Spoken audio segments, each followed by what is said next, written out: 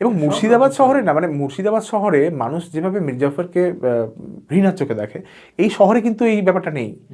মুর্শিদাবাদ শহরে কিন্তু মীর জাফরের প্রতি সেই ঘৃণাটা নেই একেবারে, কারণ তাদের ফ্যামিলির প্রচুর অবদান আছে শহরে, অস্বীকার করার কোনো উপায় নেই।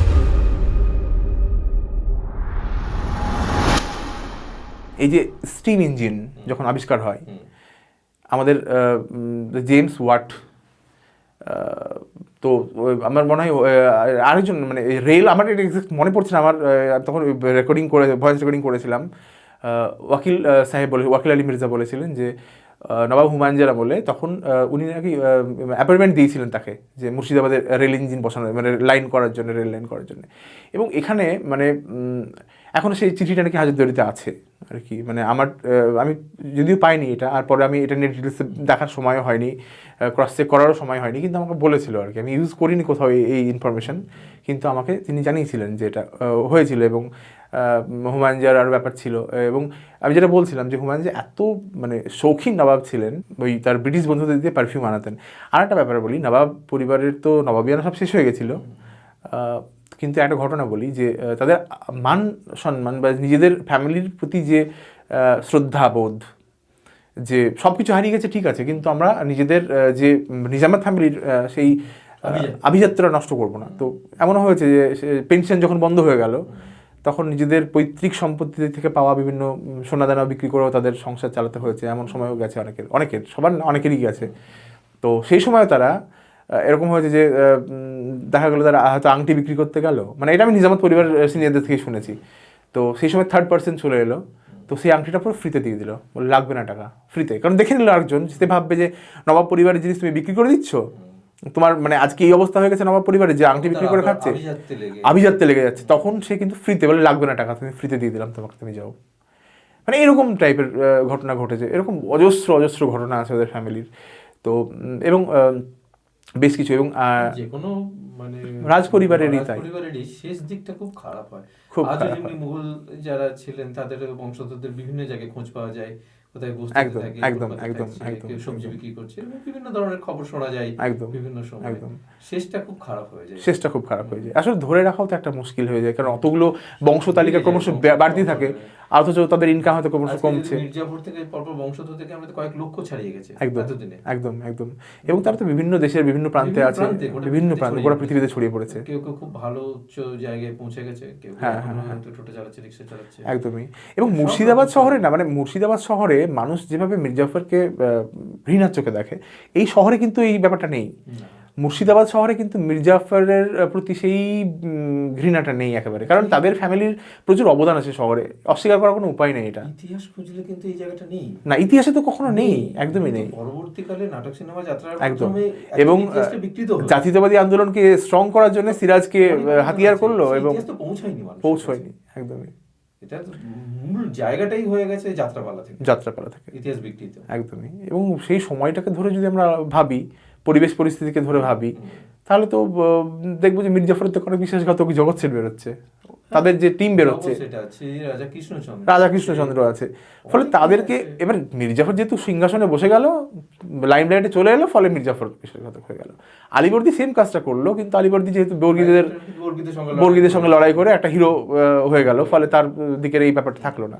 ফলে ইতিহাসকে সবসময় আবেগ দিয়ে ব্যাখ্যা করলে হবে না, ইতিহাসের চোখ দিয়েই নিরপেক্ষ দৃষ্টিভঙ্গি দিয়ে দেখতে হবে, তাহলেই আসল ইতিহাস উঠে আসবে। একদমই। আমি তোমার কাছে একটা লাস্ট অনুরোধ করবো, আমরা অনেকক্ষণ গল্প করলাম, যে তোমার যে পরবর্তী যে বই আসছে তার থেকে কিছু অংশ যদি আমাদেরকে। আচ্ছা, আমি পরবর্তী বই, যেটা এখনো নাম ঠিক করিনি, মানে আমার যেটা মনে হয়েছিল যে মীর জাফর মানে মুর্শিদাবাদের যে সমস্ত ইতিহাস, মুর্শিদাবাদ শহর বা মুর্শিদাবাদের এই নিজামত পরিবারের মানুষদের যে বিভিন্ন এক্সপেরিয়েন্স, তাদের যে অভিজ্ঞতা বংশ পরম্পরা শুনে আসা, সেগুলো নিয়ে বোধহয় এগুলো লিখে রাখা দরকার। বা এই শহর কেমন ছিল, মুর্শিদাবাদ শহর, রাজধানী শহর বলতে তো আমরা বুঝি যে এই শহরটা, কিন্তু এই শহরের বিস্তৃতি কতদূর ছিল, কেমন ছিল, এইসব নিয়ে আমার একটা ইচ্ছা আছে করার, এবং শুরু করেছি সে কাজ। তো এই শহর মানে এই শহরটা মানে এখনকার যেটা মুর্শিদাবাদ শহর হিসেবে চিনি, এই শহর তো বটেই, সেই সঙ্গে নদীর ওপারেও বেশ কিছু অংশ ছিল এই সব মুর্শিদাবাদ শহর নিয়ে। না, এখন শহরের ত্রিপলিয়া দরওয়াজা, রৌনক আফজা দরওয়াজা কিংবা দক্ষিণ দরওয়াজার নহবত খানা থেকে আর সানায়ের সুর ভেসে আসে না। বিশেষ দিনে শত শত হাতি ঘোড়া উটের পিঠে রাজস্ব চাপিয়ে সৈন্য সামন্তদের রাজকীয় জুলুস আর চোখে পড়ে না। সেদিনের চেহেল সুতুন প্রাসাদের অস্তিত্ব আর চোখে পড়ে না। শহরের নৌসাকাত কিংবা চাঁদনি চক বাজারে দেখা যায় না আগের সেই অজস্র মানুষের কোলাহল।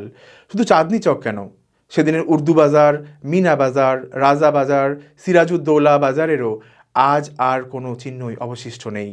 শহরের প্রথম নবাবের বাসভবন কুলহেরিয়া অঞ্চল আজ মানুষ আর চিনতে পারে না। নবাব সরফরাজের নাগিনাবাগের সুরম্য প্রাসাদ, নবাব সিরাজের রাজকীয় মনসুরগঞ্জ বা হিরাঝিল প্রাসাদ আজ মানুষের মন থেকেই হারিয়ে গেছে। এখন আর শহরে বাইজিদের আনাগোনা চোখে পড়ে না। একসময় যেসব উর্দু ফার্সি সায়েররা নবাবের দরবার মাতিয়ে রাখত, আজ তারা সব কোনো জাদু মন্ত্রে উধাও হয়ে গেছে। শহরের রাজপথে একসময় বাংলার নবাবরা হাতির পিঠে চড়ে রাজকীয় জুলুস নিয়ে অগ্রসর হতেন। আজ সেই পথেই সাধারণ মানুষ নির্বিকার ভিড়ে যাতায়াত করে। শহরের বুকে প্রাসাদ সম যে আস্তাবল ছিল, যে আস্তাবল দেখে লর্ড কার্জনও নবাবের প্রাসাদ ভেবে ভুল করেছিলেন, সেই আস্তাবল আজ জরাজীর্ণ হয়ে ধ্বংসের প্রহর গুনছে। শুধু আস্তাবল নয়, নবাবের পিলখানা, দুম্বাখানা, মাদাগৌখানা কিংবা সুতারখানাও হারিয়ে গেছে কালের করাল গ্রাসে। মতিঝিলে গৌড়ের সুলতানদের প্রাসাদের ভগ্নাবশেষ থেকে নিয়ে আসা পাথর দিয়ে নির্মিত মেহেরুন্নিসা বেগমের রাজকীয় সাং ই দালান প্রাসাদও আজ ধ্বংসপ্রাপ্ত। আজ নবাবদের কেল্লা নিজামতকেও আর আলাদা করে চেনা যায় না। কেল্লার ভেতরের অজস্র রাজকীয় প্রাসাদ আজ ধুলোয় মিশে গেছে। যেগুলি অবশিষ্ট রয়েছে সেগুলি দীর্ঘ অবহেলা সহ্য করে ধ্বংসের অপেক্ষায়। কেল্লা নিজামতের শাহী বাবুর্চিখানা থেকে আর পোলাও, কাবাব, শাহী টুকরা, সিমাই কিংবা অন্য কোনো শাহী খানার খুশবু ভেসে আসে না। কেল্লার পালকিখানা, তাম্বুলখানা, আবদারখানা, মাইজখানা, সামাচিরাগখানা, দাওয়াখানা, তোষাখানা, ভিন্দাখানা, বাট্টাখানা, মাসালখানা, তুরখানা, কুল্লুমদানখানা সহ আরও অজস্র বিভাগের এখন আর কোনো অস্তিত্ব নেই। এখন আর শহরের রাস্তায় কোনো আফতাবি বারদারকে, কোনো নবাবজাদার মাথায় চাঁদির ছাতা ধরে হাঁটতে দেখা যায় না। কোনো হুকাবারদারকেও নবাবী জুলুসে, নবাবী পালকির সাথে সাথে হাতে হুকো নিয়ে হাঁটতে দেখা যায় না। এখন আর ভিস্তিওয়ালাদের চামড়ার ব্যাগে কেল্লার নিজামত পরিবারগুলিতে জল দিতেও দেখা যায় না। এখন আর বাবুর্চিখানা থেকে রোজ শাহী খাবার যায় না নিজামত পরিবারগুলিতে। এখন কেল্লার কোনো প্রাসাদে কোনো পুরুষ প্রবেশ করলে দেউড়ি দান্নিকে জোরে হাঁক দিয়ে বাড়ির মহিলাদের পর্দা করার জন্য সতর্ক করতে শোনা যায় না। নিজামত পরিবারের কোনো সদস্যদের কেল্লার বাইরে যেতে হলে আস্তাবল থেকে এখন আর কোনো ফিটন গাড়ি তাদের বাড়ির সামনে এসে দাঁড়ায় না। কেল্লার যে মাহেলসারা এলাকাগুলি একসময় নানান সুগন্ধি ফুলের বাগানে ভরে উঠেছিল, আজ সেই এলাকাটি গভীর জঙ্গলে পরিপূর্ণ। যে মাহেলসারার প্রাসাদগুলিতে বেগমরা থাকতেন, আজ তা পরিণত হয়েছে বিষধর সাপের আতুর ঘরে। মাহেলসারার আমির মহল প্রাসাদের সামনে বেগমদের হাতিতে ওঠার সিঁড়িটি আজও রয়ে গেছে, শুধু সেই বেগমদের আর দেখা মেলে না। এখন আর নবাব পরিবারের কোনো গুরুত্বপূর্ণ মানুষ মৃত্যুবরণ করলে কালো পোশাক পরিহিত মানুষদের শোক মিছিল সহযোগে মৃতদেহ সমাধিস্থলে নিয়ে যাওয়া হয় না। নবাব বেগমদের সমাধিস্থলগুলি আজ কেমন জরাজীর্ণ, অবহেলিত। আগে নবাবদের বাসভবনের প্রধান প্রবেশপথে যেখানে সকাল সন্ধ্যে নাভদ বাজত, আজ সেখানে তাদের সমাধির গায়ে কর্কশ কণ্ঠে কাক ডাকে। একসময় এই শহরে প্রায় 700টি মসজিদ ছিল। আজ সেসব মসজিদের সিংহভাগই কালের গর্ভে হারিয়ে গেছে। নামাজের ওয়াক্তে আজ আর চক মসজিদ, বেগম মসজিদ, সফেদ মসজিদ, জুরুদ মসজিদে মানুষ গম গম করে না। প্রতি রাতে কিংবা রমজান মাসের দিনগুলিতে এখন আর সেহরি ও ইফতারের সময় জানান দিতে কেল্লার তোপঘাট থেকে তোপ দাগা হয় না।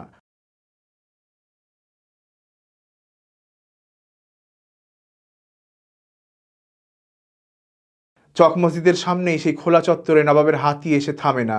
চক মসজিদের শাহী ইমাম ঈদের দিনে বাইরে বেরিয়ে এসে নবাবের হাত ধরে মসজিদের ভেতরে নিয়ে যান না। একসময় শহরের যে সারাইখানাগুলিতে মুসাফিরদের ভিড় উপচে পড়ত, আজ সেসব সারাইখানাগুলি কোনো এক জাদুকাঠির ছোঁয়ায় শহর থেকে উবে গেছে। শহরের নবাব, আমির ওমরাহদের প্রাসাদগুলিতে এখন আর মুসাইরা, সূত্রা, মুজরার আয়োজন হয় না। সন্ধ্যায় প্রাসাদগুলি থেকে ভেসে আসে না সারেঙ্গি কিংবা এসরাজের সুর। হাজারদুয়ারির দরবার কক্ষে এখন আর কোনো দরবার বসে না। দরবারের সিংহাসনে এখন আর কোনো নবাব বসে না, কিংবা সিংহাসনের সামনে রাখা রূপোর রাজকীয় হুকো থেকে এখন আর তামাকের সাথে মেশানো কস্তুরীর সুবাস ভেসে আসে না। বেড়া উৎসবের দিন বিকেলবেলায় হাজারদুয়ারিতে আর নবাবের দরবার বসে না, বেরোয় না কোনো নবাবী জুলুস।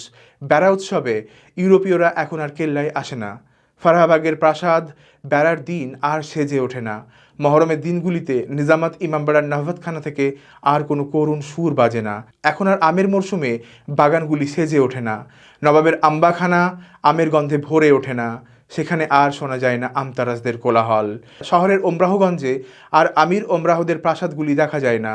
আগের মতো শহরে এখন আর বিদেশি মুসাফিরদের আনাগোনাও চোখে পড়ে না। এখন শহরের পুরনো রাস্তায় হাতি, ঘোড়া, উট ও সৈন্য সামন্ত সহ নবাব নাজিমদের সেই রাজকীয় জুলুস দেখা যায় না। অন্যদিকে শহরের রাস্তায় নবাব বাহাদুরকে নিয়ে ফিটন গাড়িও আর ছুটে চলে না। এখন গরমের বিকেলে ওয়াসেফ মঞ্জিলের খোলা ছাদের দিকে তাকালে সেখানে রাজকীয় চেয়ারে নবাব ওয়াসেফ আলী মির্জাকে বসে থাকতে দেখা যায় না। শহরের ফক্সেস কুঠির বারান্দায় নবাব বেগম সুশীলা ঘোষকে দেখা যায় না। এখন আর নেওয়ারা উৎসব হয় না। ভাগীরথীর বুকেও আর ভেসে থাকতে দেখা যায় না নবাব বেগমদের স্টিমার কিংবা ময়ূরপঙ্খী নৌকা। হাজারদুয়ারির ঘড়ি ঘরের ঘণ্টার আওয়াজ এখন আর বাজে না। কেল্লার প্রধান ফটক যে দক্ষিণ দরওয়াজা কঠোর নিরাপত্তায় মোড়া থাকতো, আজ সেই দরওয়াজা সবার জন্য সবসময় উন্মুক্ত। এখন আর মুর্শিদাবাদের স্টেশনে নবাবের স্পেশাল বগি এসে থামে না। মুর্শিদাবাদের রাস্তায় নবাবের স্টুডিভেকার কিংবা ফোর্ডের গাড়ি আর দেখতে পাওয়া যায় না। আজ শহরের মহিমাপুর এলাকায় গঙ্গার ধারে জগৎ সেটের সে রাজকীয় প্রাসাদ কিংবা টাকশাল আর চোখে পড়ে না। সেটদের গৌরব আজ ধুলোয় মিলেমিশে একাকার হয়ে গেছে। এখন আর নসিপুর রাজবাড়ি সে দাপট নেই। রাজবাড়িতে এখন ঘুঘু চড়ে। সেদিনের কাঠগোলা প্রাসাদে এখন আর মেহফিল বসে না।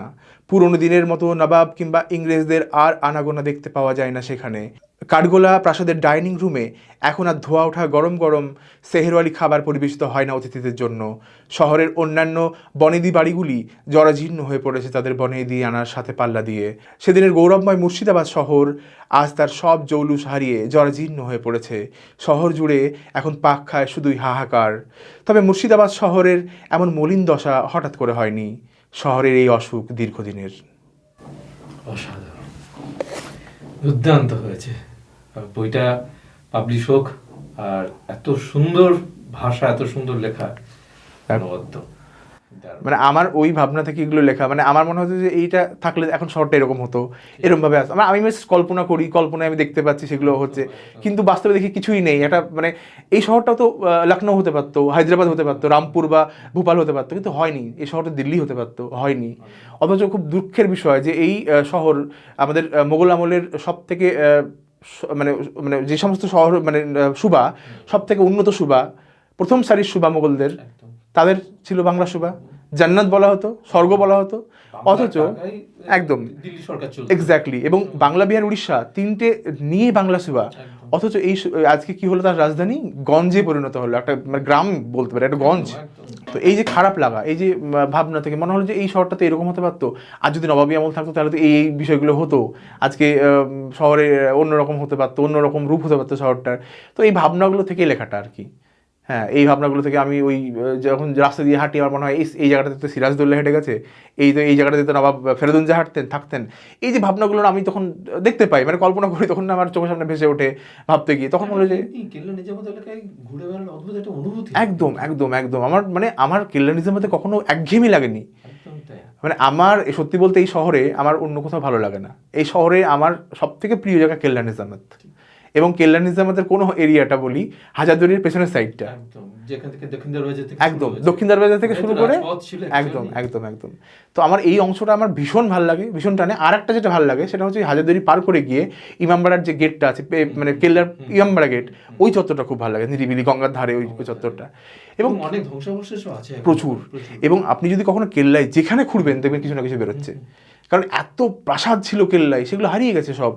আমরা প্রচুর ছবি, যে আমি একটা কথা বলা হয়নি কেল্লায়, সোনামহলের কথা।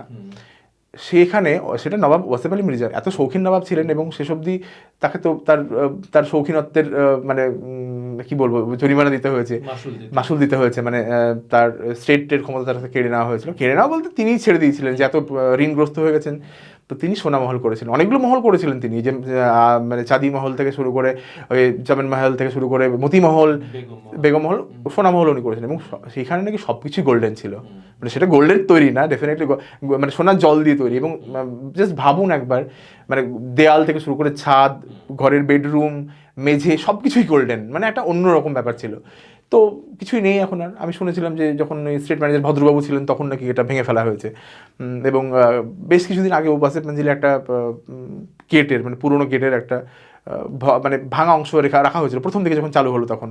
তো ছোট নবাব বলেছিলেন যে সোনা মহলের একটা মানে সেই গেটের সময় একটা পার্ট। ছবি হ্যাঁ তুমি আমার সঙ্গে শেয়ার করেছিলে, অসাধারণ ভিতরে। হ্যাঁ, ওই ছবিটা আমাকে সাখাওয়াত ভাই দিয়েছিল, মানে ওই যে ঝোপে জঙ্গলে দাঁড়িয়ে যখন সেই ছবিটার কথা ভাবি, আর ভাবি কি ছিল আর কি একদম হয়েছে। একদম ওই আমির মহল বা ওই বালাখানা যেটা, একদম, সেখান থেকে মানে বেগম মহল থেকে বালাখানা অবধি, এক্স্যাক্টলি আমির মহল পর্যন্ত, এক্স্যাক্টলি আমির মহল অব্দি। পরপর তোরণ দিয়ে দিয়ে একটা হ্যাঁ হ্যাঁ হ্যাঁ, সুন্দর এবং বাগান, গার্ডেন বসার জায়গা।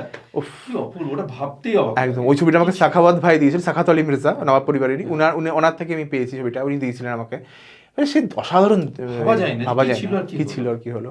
তো এই ভাবনা থেকে আমার লেখাটা আর কি, এই যে লেখাটুকু ওই ভাবনা থেকেই আর কি, যে আমার মনে হয়েছিল যে কোথাও গিয়ে যে এই লেখাটা বোধহয় আমার ভাবনাকেই আর কি মানে রূপ দিচ্ছে আর কি। ভাবনা তো কেউ দেখতে পাবে না, কিন্তু এই লেখাটা লিখলে হয়তো ভাবনাটা রূপ পাবে, একটা মানুষ জানতে পারবে যে কি ছিল, এবং সেই তথ্য কালেক্ট করে, মানে এটা এরকম না যে আমি কল্পনা করে লিখেছি, হ্যাঁ কল্পনা তো ডেফিনেটলি, কিন্তু সেটা তো সমস্ত তথ্য দিয়ে, মানে সেটা থাকলে এরকম হতো, সবটা ছিল তো, অথেন্টিক, সবচেয়ে সবটাই বেশি ছিল ছিল। এরকম।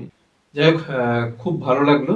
আর অনেক দিন পর আবার মুর্শিদাবাদের ইতিহাস চর্চা, এবং শুধু মানে ইতিহাস চর্চা না, তোমাকে কাছে পাওয়া, মানে আমাদের কেল্লা নিজামতের অলিতে গলিতে ঘুরে যে খোঁজ খবর তুলে নিয়ে আসা, এবং প্রাচীন ইতিহাসের ছোট্ট ছোট্ট বিষয়গুলোকে এত সুন্দরভাবে তুমি তুলে নিয়ে এসেছো এবং সেই তথ্য সংগ্রহ করেছো, যেটা আমার মনে হয় না আর কোনো বইতে পাওয়া যাবে বা আর কারো কাছ থেকে সেভাবে পাওয়া যায়।